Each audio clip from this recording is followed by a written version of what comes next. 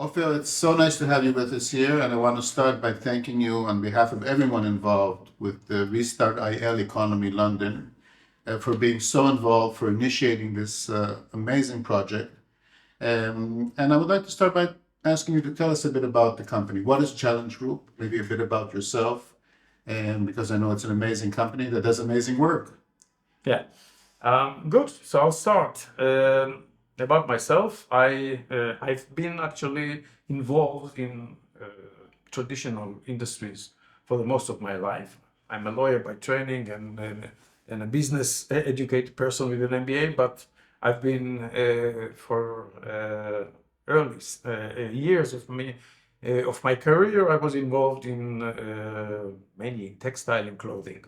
At some point, many years in that sort of industries, I was invested in a company. I sold it. I found myself with money and a lot of ambition to do something different. And because I had an experience in actually turning around companies in my history, clothing, albeit clothing industry, uh, when I came across an opportunity to buy an ailing Israeli cargo airline, I felt challenged, and I went for it. And it took a few years to turn it around and to create a global strategy where, based on the experience and the knowledge and my understanding of that kind of business, allowed me to create the Challenge Group, which is today a group of three airlines. Only one Israeli, all the others are in Europe. Also a large logistic center in Belgium, trucking division, aircraft leasing division, aircraft maintenance division. So one thing developed after the other, all based on the need of the business and the reading of the strategy that demanded or allowed for that kind of growth. And if you have to characterize what is special about Challenge Group, what is your sort of your specialty or the branding? What is it based on? Yeah, we call it the unique selling proposition. And actually, whenever for every business that I run, I'm trying to differentiate it from the competitors by creating a special positioning in the market where I identify that A, this position is vacant, and B, this position is hard to be filled in the future. And so we were looking into why was this company that I bought was ailing when I bought it? Why was it on the verge of bankruptcy? And how can we actually immune it from future occurrences of such frightening event again? And we decided actually because this is a traditional industry, we looked into the industry and we were looking for the most difficult a service model that could be found. And we created a door-to-door logistic company, which is based on air cargo. But unlike the FedExes of the world that deliver small packages or envelopes, we're delivering the most complicated cargo that you can imagine. It could be a huge machine, it could be a helicopter, full-size helicopter, it could be racing horses, racing cars, a complicated machine that print the chips for nano chips for the tech industry around the world. So literally, we now are the specialists, and I would say, I believe, the most focused group that delivers door-to-door the most complicated, complex kind of cargo you can imagine. And hence, it befitted the name Challenge and our motto, which is Challenge Accepted. And you mentioned before in your very inspiring words that opened this conference today that every Israeli has a 7th of October story. So maybe you can share with us, both on a personal level and as far as Challenge Group, what is your 7th of October story? On a personal level, like many Israelis, I have my story. And my story is actually, some Israelis have this story just because they knew someone remote that had a member of the family affected directly by the horrendous atrocities that have been committed in October 7th. In my case, it was closer than that. And I have a large family in the southern part of Israel on the border of Gaza and one of the kibbutzim, kibbutz Nir Oz, and this one cousin of mine was basically she found herself with her husband and two young kids, aged 4 and 7, in a shelter where the terrorists are trying to break into the shelter, and they're fighting on the handle of the door, not allowing for them to enter. At some point, the terrorists decided to burn the house with its inhabitants, and they were starting almost to choke, and the kids were starting to feel very bad and vomit, and well, in her words, they decided at that point to sacrifice the husband by opening the window, expecting that he would face a terrorist there. They were lucky that there wasn't at that time, so they managed to get some air. Then again, they had to shut it because terrorists appeared. And it's a long story. That's close personal family. Very close. She's my cousin. They are safe, thanks God. But her brother was killed, and her father was killed.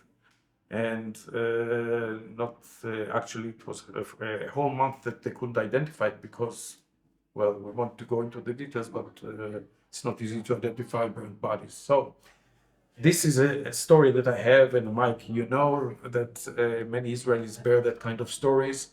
And that's on a personal level, and obviously it has shaken us, and it has shaken us also to know that our country could be at such a difficult situation, because we swore to ourselves never again, and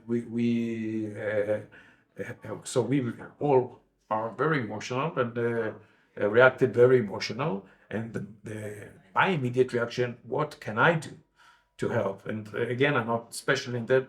Many Israelis, almost every Israeli, have a "what can I do" moment. In my case, it was easier because I had that challenge group that I described available to me. And although only a small part of the group is Israeli, I managed to take a large portion of the group and basically get all those aircraft, which are, as I said, wide body geared into, we have 9 aircraft, wide body geared into complicated cargo. And you can imagine that in times of war, very complicated cargo needs to get to Israel of all kinds. It could be things to do with the army, as well as ambulances, as well as all sorts of special equipment that suddenly the country realized that it doesn't have it in their warehouses, in our warehouses. So basically, so you were the only one there. You were basically, and you were it. And we are the only Israeli air cargo available, and it's very difficult to find other airlines. I may remind you that most of the global airlines stopped flying to Israel because of the fact that there were rockets, and also the insurances were cancelled because of the state of war. And we managed to... You met the challenge. Challenge accepted. Challenge accepted. And so that brings us to this enterprise, because you were the first one who said you want to get involved, you understood the importance. So maybe, I mean, it connects to what you just told us, but maybe you can explain to us why you decided to be the initiator of this important conference. Yeah, I mean, well, I think many Israelis have that can-do, I must do kind of attitude. So there's a problem, you don't see a solution, and then you tell yourself, I believe there must be a solution, and you think of a solution, and then you're asking who will do it, and you say, well, I will do it if nobody will. And in this case, I had a discussion with our mutual very good friend Benny Moran, where he mentioned that he talked to one of the leading economists in Israel, who said something must be done about the Israeli economy, because at this time of war, basically, and after long months of political rift and where the economy suffered from that as well. On top of it, the war has dropped the economy further down.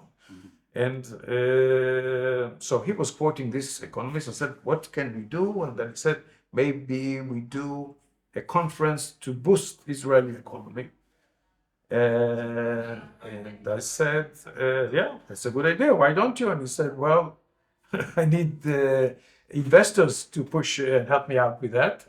And in that case, I said, I'm here for you. How much do you need?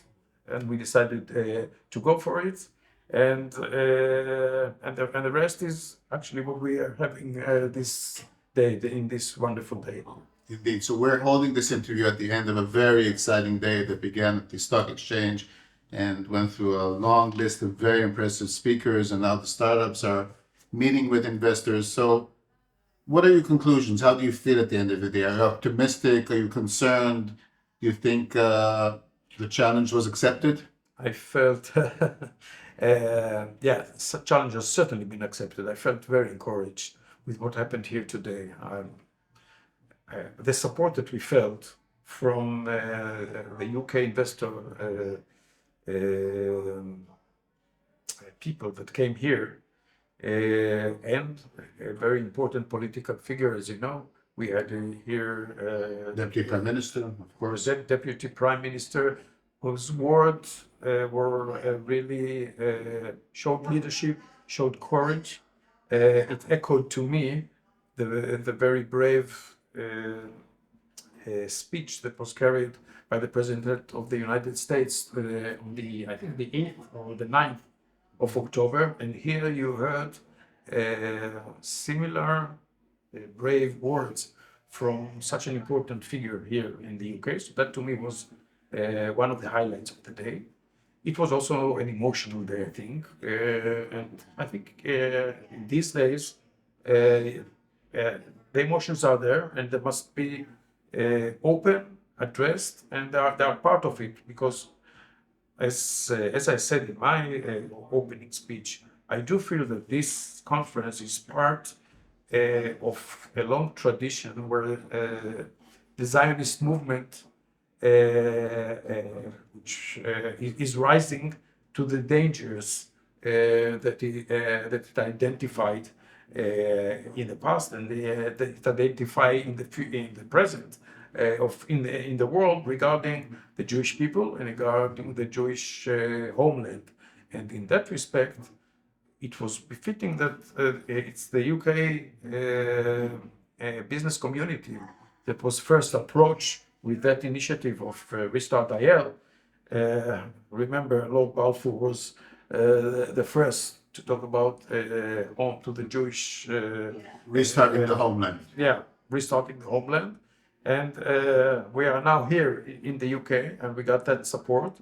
And I think it allowed many of the startups here to meet with many investors, and it also allowed them to feel that they're not alone, and that there will be interest there. And remember, that support came also from the veterans of the Israeli high-tech community that actually came to support the young siblings, the early startups of Israel, who are at the moment in need, and to tell the investors, look, it's a great opportunity right now. The multipliers are low, the prices are low. Israel will come with vengeance from that blow. And actually there is this sort of feeling in Israel. We are going to show everybody, show the world how resilient we are, and we will come even stronger from that kind of terrible event. So I feel that this day managed to convey it, and we are, as I said, planting the seeds that would be harvested in the future, the seeds of the Israeli economy. So Israeli economy will blossom again. Thank you very much. Those are very inspiring words. And thank you for being involved in this important initiative and enabling it. And thank you, Mike, because let's not forget, you were behind, and very successfully so, behind the content of this great day. And I want to commend you also on Thank you very job much. well done. It was a pleasure. Toda.